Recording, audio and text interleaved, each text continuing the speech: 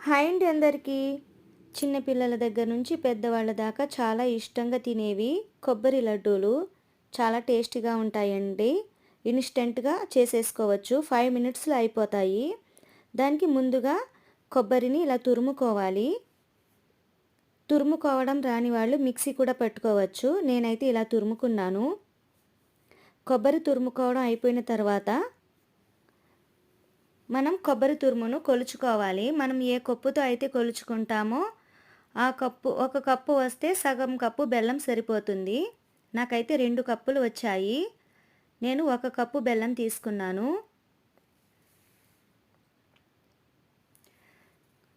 తర్వాత కొబ్బరి తురుమును పక్కన పెట్టుకొని పొయ్యి మీద కడాయి పెట్టి బెల్లాన్ని కరగదీసుకోవాలి.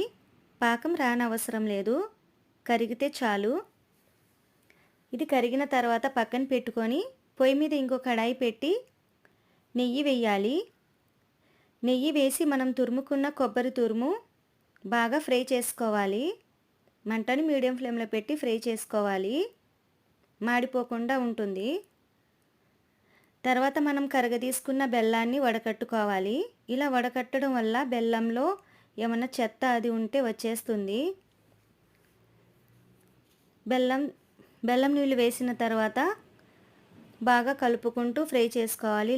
లేత తీగ పాకం రావాలండి. ఇలాచీ పౌడర్ వేయాలి. మనం ఉండలు చుట్టుకోవడానికి వీలుగా ఉండేలాగా ఫ్రై చేసుకోవాలి.